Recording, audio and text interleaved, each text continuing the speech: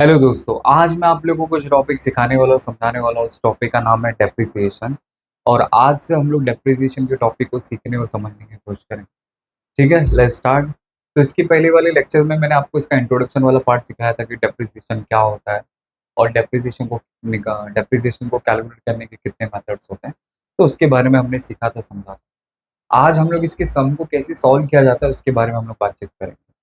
तो डेप्रिसिएशन के सम को अगर मुझे सॉल्व करना है तो जनरली हमसे दो लेजर अकाउंट पूछे जाते हैं। तो सबसे पहला बोला जाता है कि प्रिपेयर फिक्स्ड एसेट्स अकाउंट।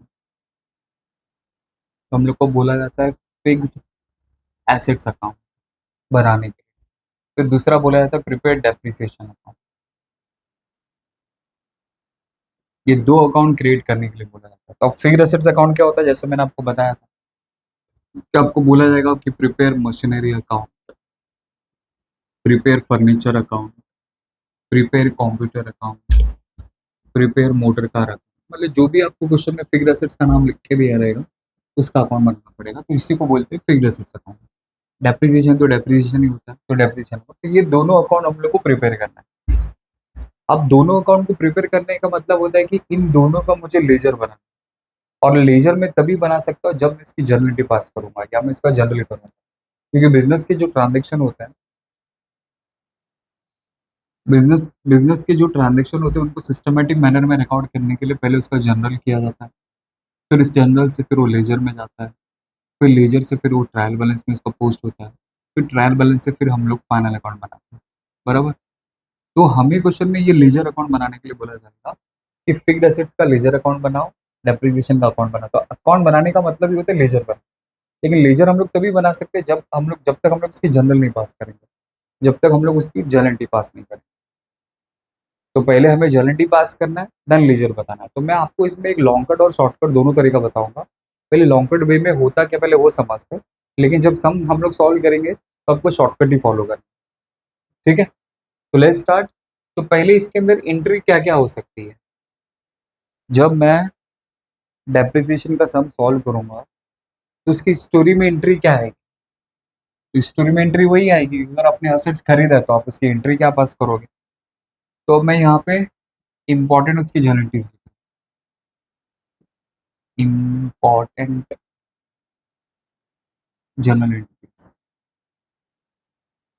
ठीक है, तो सबसे पहला आपको क्या रखना है कि when assets are purchased, when assets are purchased, अगर हमने एसेट्स परचेज किया ड्यूरिंग द ईयर बिजनेस करने के लिए, हमने फर्नीचर खरीदा, हमने मशीनरी खरीदा, हमने मोटर कार खरीदा, हमने कंप्यूटर खरीदा, कोई भी हमने एक फिक्स्ड एसेट्स खरीदा, तो उसकी एंट्री क्या पास करेंगे।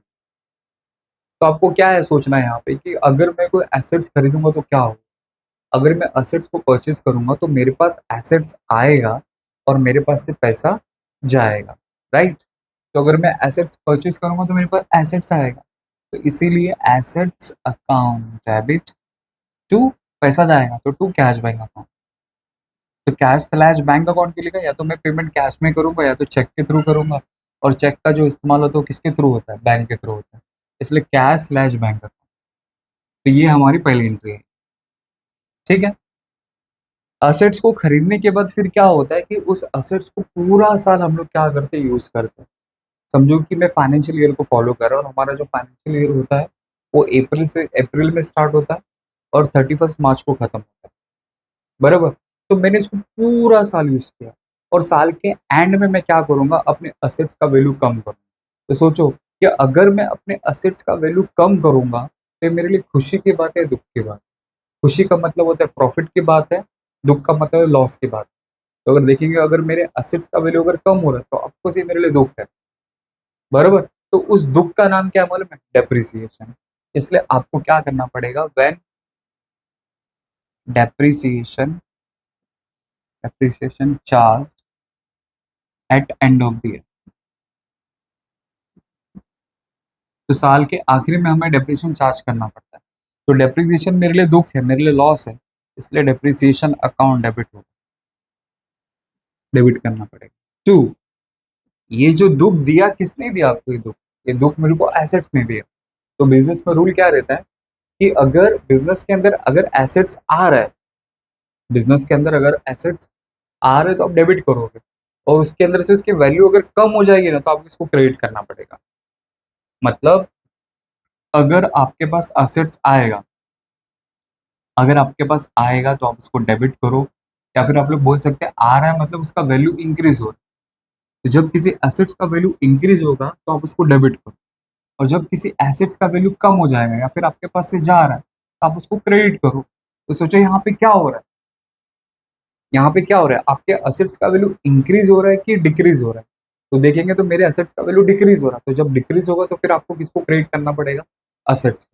इसलिए मैं यहाँ पे लिखूंगा टू एसेट्स। ये होगी दूसरी एंट्री। ठीक है। फिर और तीसरी एंट्री क्या होती है कि मुझे मेरे बिजनेस का एक्यूरेट प्रॉफिट निकालना है, कि मुझे बिजनेस में कितना प्रॉफिट हुआ कितना लॉस हुआ। तो बिजनेस के जितने भी एक्सपेंस रहते हैं, जितने भी लॉसेस रहते हैं, उसको साल के एंड में एक प्रॉफिट एंड लॉस अकाउंट करके एक अकाउंट होता है, उसमें ट्रांसफर किया जाता है, ताकि मैं पता लगा सकूं कि मुझे बिजनेस में एक्चुअल कितना प्रॉफिट हो रहा है कितना लॉस हो रहा है। तो अब मैं क्या करूंगा, डेप्रिसिएशन को ट्रांसफर करूंगा कहाँ पे, पीएनएल अकाउंट में, मतलब प्रॉफिट एंड लॉस अकाउंट में। तो अगर आप लोगों ने फाइनल अकाउंट सीखा रहेगा तो आप लोग को याद आता रहेगा कि डेप्रिसिएशन का आप दो इफेक्ट देते थे, एक एसेट्स में से माइनस करते थे, और दूसरा इफेक्ट हम लोग कहाँ पे लिखते थे, पीएनएल के डेबिट में लिखते थे। तो जो पीएनएल के डेबिट में आता है ना, तो वो एंट्री की वजह से। तो इसीलिए हम लोग नेक्स्ट लिखेंगे कि depreciation when depreciation transfer to profit and loss account, profit and loss account. तो मुझे याद करके बताओ कि डेप्रिसिएशन हम लोग प्रॉफिट लॉस अकाउंट के कौन सी साइड में लिखते थे, सर डेबिट में, इसलिए एंट्री भी वैसा आएगा। इसलिए profit and loss account debit to, इसको आपने को मतलब आपने इसको उधर क्रेडिट कर दिया, तो इसको खत्म करना है तो आपको उसको डेप्रिसिएशन को क्रेडिट करना है। ऊपर डेप्रिसिएशन आपने इसको डेबिट में किया, अब उसके पैसे को आपको खत्म करना है, उसको निकाल के कहाँ पे आप लोग ट्रांसफर कर रहे हैं, पीएनएल अकाउंट में, तो फिर आपको इसको क्रेडिट करना पड़ेगा, क्योंकि पहले वो डेबिट हुआ था। तो इसको खत्म करने के लिए फिर आपको उसको क्या करना पड़ेगा, क्रेडिट करना पड़ेगा। तो इस तरह डेप्रिसिएशन के केस में आपको, असेट्स के केस में आपको ये तीन एंट्री एवरी ईयर पास करनी है। मतलब आप लोग हर साल जब भी डेप्रिसिएशन निकालेंगे तो आपको ये एंट्री पास करनी है। तो एसेट तो समझो आपने एक बार खरीदा, तो ये एक एंट्री आएगी फर्स्ट ईयर। लेकिन जब एवरी ईयर जब आप लोग एंट्री पास करोगे एवरी ईयर, तो आपको हर साल डेप्रिसिएशन चार्ज करना है, तो ये एंट्री पास करना है। फिर डेप्रिसिएशन को ट्रांसफर कहाँ पे करना है, पीएनएल अकाउंट में, ये एंट्री पास करना है। फिर थर्ड ईयर आएगा ये वाला, फोर्थ ईयर आएगा ये वाला, ये वाला।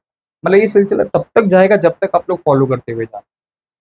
और जिस दिन इस एसेट्स को बेच दोगे उसकी कहानी कुछ और हो जाएगी। तो एक बेचने वाली भी एंट्री लिख देते हैं। तो नेक्स्ट फोर्थ नंबर पे यहाँ पे लिखता हूँ कि व्हेन एसेट्स आर सोल्ड, अगर मैं एसेट्स को बेच दूंगा, कभी कभी जरूरत पड़ती है समझो पैसे की, और ऐसा लगता है कि अभी भंगार हो गया खटारा हो गया, चलो अब इसको बेच दो। तो बिजनेसमैन ने अपने एसेट्स को बेच दिया तो क्या होगा, तो अगर मैं एसेट्स को बेचूंगा तो मेरे पास पैसा आएगा, इसलिए कैश बैंक अकाउंट क्या करेंगे, डेबिट करेंगे। क्योंकि रियल अकाउंट का रूल क्या होता है, debit what comes in credit what goes out. इसलिए कैश बैंक अकाउंट डेबिट, और मेरे पास से असेट जाएगा, इसलिए टू एसेट्स अकाउंट क्रेडिट में आ जाएगा। जब मेरे पास आया तो डेबिट, और मेरे पास से जाएगा तो क्रेडिट। ठीक है। लेकिन इसमें होता क्या है मालूम है, कि जब किसी चीज को बेचा जाता है तो वहां पे दो सिनारियो अराइज हो सकता है, तीन हो सकता है जनरली, चलो तीन ही पकड़। तो पहले केस में क्या होगा, नो प्रॉफिट नो लॉस वाला सिचुएशन होगा। मतलब मैंने खरीदा 100 में और बेचा 100 में, तो नो प्रॉफिट नो लॉस। दूसरे सिनारे में क्या होगा, या तो मुझे प्रॉफिट होगा। कैसे होगा, मैंने खरीदा 100 रुपीज़ का और मैंने इसको बेचा समझो 120 रुपीज़, तो ये 20 रुपीज़ का यहाँ पे प्रॉफिट होता है। तीसरा केस क्या होगा, लॉस वाला केस होगा। तो उसमें क्या होगा कि मैंने खरीदा 100 रुपीज़ में, बट मैंने इसको सेल किया समझे 70 रुपीज़ में, तो लॉस कितने का हो गया, 30 रुपीज़ का यहाँ पे मुझे लॉस हो गया। बराबर। समझो नो प्रॉफिट नो लॉस वाला सिचुएशन है। नो प्रॉफिट लॉस मतलब खरीदा मैंने 100 में और बेचा भी समझो मैंने 100 में। फिर इस वाले केस में यही से ये दो कॉमन एंट्री है, कैशबैक अकाउंट डेबिट, क्योंकि आपके पास पैसा आएगा और आपके पास से असर जाएगा, इसलिए टू असेट्स अकाउंट। ठीक है। अब समझो इसमें लॉस वाला केस अगर होता, लॉस वाला, तो आप लोगों को नॉमिनल अकाउंट का रूल पता रहेगा कि डेबिट ऑल एक्सपेंसेस और लॉसेस क्रेडिट ऑल इनकम और गेन। इसका मतलब क्या हो कि बिजनेस के जितने भी एक्सपेंस होते हैं और बिजनेस के जितने भी लॉसेस रहते हैं, उसको आपको हमेशा कौन सी साइड में रिकॉर्ड करना है? Debit side. और बिजनेस के जितने भी आपके इनकम्स होते हैं और बिजनेस के आपके जितने भी प्रॉफिट्स होते हैं, आपको इसको कहाँ पे रिकॉर्ड करना है? क्रेडिट साइड में। बस ये माइंड में सेट करो। तो यहाँ पे लॉस की मैं बात कर रहा हूँ। अगर लॉस होगा तो बोलो लॉस को मैं कहाँ पे रिकॉर्ड करूँगा? आपको सर डेबिट में। तो इसलिए उस लॉस का नाम क्या रखूंगा मालूम है? Profit and loss account. मतलब बिजनेस में जो भी प्रॉफिट होता है, जो भी लॉस होता है, उसको मेन अकाउंट में ट्रांसफर किया तो उस मेन अकाउंट का नाम है profit and loss account, debit हो जाएगा अगर लॉस हुआ तो। ठीक है, तो अब इसको एग्जाम्पल के फॉर्म में समझते हैं। समझो कि मैंने खरीदा एसेट 100 रुपीज का और मैंने इसको सेल किया समझो 80 रुपीज में। अब इसमें वैल्यू कैसे रिकॉर्ड करें? मेरा एसेट्स था 100 रुपीज का। ओके, तो मैं एसेट्स में जाके 100 रुपीज लिखूंगा। मैंने बेचा कितने में? 80 रुपीज में बेचा। अगर मैं इसको 80 रुपीज में बेचूंगा तो पैसा भी मेरे पास कितना आएगा? 80 आएगा। इसलिए कैशबैक में मैं 80 लिखूंगा। तो बोलो मुझे लॉस कितने का हो गया? 20। तो जो 20 रुपीज का लॉस हो गया वो प्रॉफिट लॉस अकाउंट में 20 रुपीज। तो देखो, तो डेबिट में दोनों को मिला के 100 होता है और क्रेडिट में सिंगल को मिला के 100। क्योंकि डेबिट में और क्रेडिट में अमाउंट सेम टू सेम होना चाहिए। अगर आप लोग एंट्री पास करते हो तो डेबिट में भले 10 नाम है, बट उन सारे के सारे 10 को ऐड करके 100 रुपया होना चाहिए। और क्रेडिट एक अकेला जहाँ पे सिर्फ 100 रुपीज है, तो यहाँ पे भी 100, वहां पे भी 100, तो दोनों तरफ आपको सेम सेम वैल्यू। तो ये मैंने आपको लॉस वाला केस बताया। अब इसी में समझो प्रॉफिट वाला अगर केस होता तो क्या एंट्री पास करते? प्रॉफिट वाला। तो सेम वही चीज यहाँ पे करना है आपको। 100 रुपीज का मेरा एसेट्स था, मैंने इसको समझो सेल किया, सॉरी पहले एंट्री तो पास करने यहाँ पे लिख देता हूँ। 100 रुपीज का मेरा एसेट्स था, मैंने इसको सेल किया समझो 120 रुपीज। तो बताओ मैं यहाँ पे मेरे को प्रॉफिट कितना हो रहा है? 20 रुपीज का मुझे प्रॉफिट हो। बराबर, बस वही एंट्री यहाँ पे मैं बना के लिखूँ। तो अभी देखो, अगर लॉस होगा तो पीएनएल अकाउंट डेबिट में आ जाएगा। तो अभी यहाँ पे तो लॉस नहीं, समझो प्रॉफिट है, तो मैं इसको मिटा देता हूँ तो कंफ्यूज। ठीक है, तो एसेट्स को क्रेडिट किया। अगर लॉस होगा तो प्रॉफिट लॉस अकाउंट को क्रेडिट कर देना। तो profit and loss account credit में। अब इसका वैल्यू लिखने, तो देखो मेरा एसेट्स कितने का था? 100 का था, तो एसेट में जाके 100 लिख दूंगा पहले। बेचा कितने में? 120 में बेचा। तो अगर मैं बेचूंगा 120 में तो पैसा भी मेरे पास कितना आएगा? 120 आएगा। इसलिए कैशबैक में कितना लिखूंगा? 120। तो बोलो यहाँ पे प्रॉफिट मुझे कितने हो रहा है? 20 रुपीज का, तो इसको प्रॉफिट लॉस अकाउंट में 20 रुपीज लिखूंगा। तो देखो ये दोनों टू टू है, मतलब ये दोनों क्रेडिट हो गए। तो क्रेडिट का दोनों पैसा ऐड करो तो कितना होता है? 120।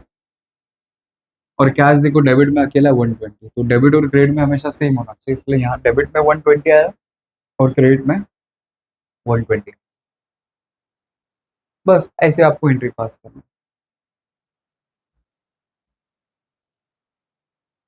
ठीक है, फिर ये जो लॉस हो पेनल में डायरेक्टली चले जाए। तो ये था एंट्री के बेसिस पे आप लोग क्या कर सकते हो, सम को सॉल्व कर सकते हो। ठीक है, नहीं सर हम लोग के पास तो एग्जाम में इतना टाइम नहीं रहेगा कि हम लोग एंट्री पिंट्री चेंट्री करें। तो मैं आपको एक शॉर्टकट तरीका बता रहा हूँ, बस वो शॉर्टकट तरीके के फॉलो करो और लोग आप लोग आसानी से फिर डेफिनेशन को कोई भी सम सॉल्व कर सकते हो। तो वो शॉर्टकट तरीका क्या है? अब मैं आपको शॉर्टकट बता रहा हूँ। तो शॉर्टकट में क्या है कि अगर आपने कोई भी एसेट्स अगर परचेज किया है तो एसेट्स को क्या करो मालूम है? कैश बैंक अकाउंट डेबिट में लिखो। मतलब कैश बैंक अकाउंट को आपको क्या करना है? डेबिट में लिखना है। Okay, while preparing assets account. जब आप लोग कोई एसेट्स अकाउंट बनाएंगे ना, यहाँ पे देखो ये जो मैं फिक्स्ड एसेट्स की बात कर रहा हूँ, कि जब भी आप लोग फिक्स्ड एसेट्स प्रिपेयर करेंगे तो उस केस में आपको ये शॉर्टकट फॉलो करना है। तो मैंने क्या लिखा है? एसेट्स अगर आप परचेज करेंगे तो कैश बैंक अकाउंट डेबिट होगा। देखो कैसे, ये एंट्री के बेसिस पे भी आपको समझाने की कोशिश करता हूँ। तो देखो क्या लिखा है? When assets are purchase. अगर मैं एसेट्स परचेज करूंगा तो एंट्री क्या पास करते हैं? Assets account debit to cash bank account. और समझो कि मेरे को एसेट्स का घर बनाने का, तो एसेट्स मैंने कहाँ पे लिखा है? डेबिट में लिखा है। तो एसेट्स के डेबिट में जाऊंगा और उसके सामने वाले का नाम लिखूंगा। तो सामने वाला कौन है? Cash bank account. तो बस वही मैंने वहां पे शॉर्टकट में लिखा। कि अगर आप एसेट्स को परचेज करोगे तो कैशबैक को आपको कहाँ पे लिखना है, डेबिट में लिखना। मैं इसी को फॉलो कर रहा हूँ, बस आप लोग इसको लिंक करते हुए चलो। अब देखो दूसरा, अगर मैं एसेट्स को सेल करूंगा, अगर मैं एसेट्स को सेल करूंगा तो मैं क्या करूंगा मालूम है, कैशबैक अकाउंट क्रेडिट में लिखूंगा।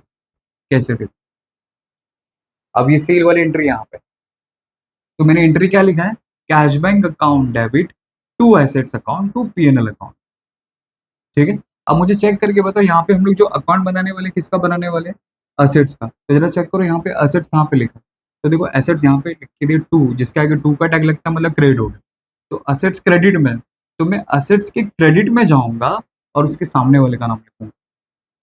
क्या है सामने वाले का नाम, कैश बैंक। तो देखो ये मैंने यहाँ पे लिखा है कि अगर एसेट्स को अगर आप लोग सेल करोगे तो कैश बैंक को आपको कहाँ पे लिखने का है, क्रेडिट में, इसलिए वो क्रेडिट में आता है।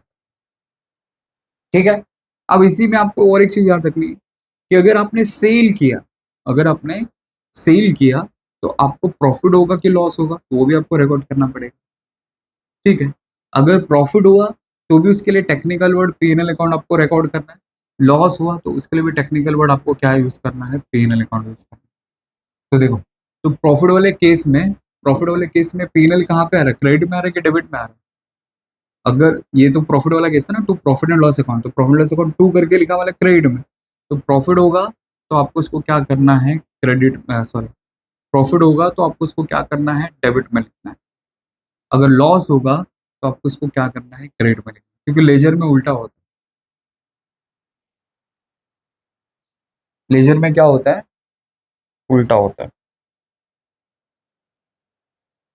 नेक्स्ट, फिर आता है डेप्रिसिएशन। तो डेप्रिसिएशन आपको हमेशा कौन सी साइड में रिकॉर्ड करना है, क्रेडिट साइड। तो देखो डेप्रिसिएशन की मैंने यहाँ पे एंट्री क्या लिखा, तो लिखा है कि depreciation account debit to assets account. तो देखो यहाँ पे असेट्स डेबिट में कि क्रेडिट में, क्रेडिट में, इसलिए मतलब असेट्स यहाँ पे क्रेडिट में, तो मैं असेट्स के क्रेडिट में जाऊंगा और सामने वाले का नाम लिखूंगा बाय डेप्रिसिएशन। इसलिए मैंने यहाँ पे लिखा कि आपको एसेट में डेप्रिसिएशन हमेशा कहाँ पे रिकॉर्ड करना है, क्रेडिट साइड में रिकॉर्ड करना है।